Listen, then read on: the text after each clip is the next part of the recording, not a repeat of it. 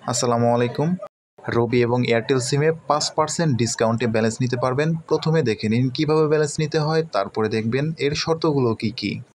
সর্বপ্রথম দেখে নিন কিভাবে ৫% ডিসকাউন্টে ব্যালেন্স নেবেন। আপনারা চলে যাবেন আপনার নগদ অ্যাকাউন্টে, মোবাইল রিচার্জ সিলেক্ট করুন, যে নাম্বারে ব্যালেন্স নেবেন সেই নাম্বারটা লিখুন, তারপর অপারেটর সিলেক্ট করুন, অ্যামাউন্ট দিতে হবে ৫০০ থেকে ১০০০, ৫০০ অথবা ১০০০ দিবেন।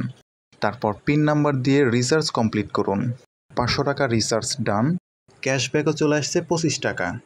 আমি যদি ক্যালকুলেটর থেকে দেখাই, কমিশনের ২৫ টাকা ভাগ ৫০০% দিলেই দেখেন ৫% চলে আসছে। ৫ মানে ৫%। রিচার্জ মেকানিজম এতটুকুই। এবার দেখে নিন শর্তগুলো কী কী। আপনারা যদি নোটিফিকেশনটাকে খেয়াল করেন তাহলে দেখেন ৫০০ থেকে ১০০০ টাকা রিচার্জে পাবেন ৫% ক্যাশব্যাক।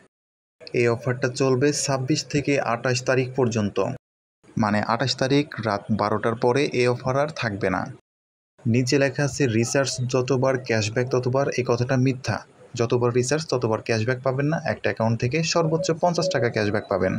আপনার নগদ অ্যাকাউন্ট কোন অপারেটরে খোলা আছে সেটা ব্যাপার না, আপনি যে কোনো রবি এবং এয়ারটেল নাম্বারে রিচার্জ দিলেই ৫% ক্যাশব্যাক পাবেন।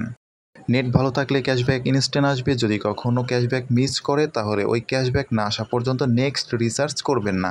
সকাল ৮টা থেকে দুপুর ১২টা পর্যন্ত এবং রাত ৯টা থেকে রাত ১২টা পর্যন্ত এই ক্যাশব্যাক চালু থাকবে। অন্য টাইমে রিচার্জ দিলে কিন্তু ক্যাশব্যাক পাবেন না। কোন অফার কিভাবে হিট করে সেটা জানতে চাইলে কমেন্টে লিখুন। নতুন হয়ে থাকলে আমার চ্যানেলটা অবশ্যই সাবস্ক্রাইব করবেন। আমার প্রিয় ভাই বোনদেরকে আমি অবশ্যই কমেন্টের মধ্যে দেখতে পারবো। আজকের মতো এ পর্যন্তই। ধন্যবাদ সবাইকে।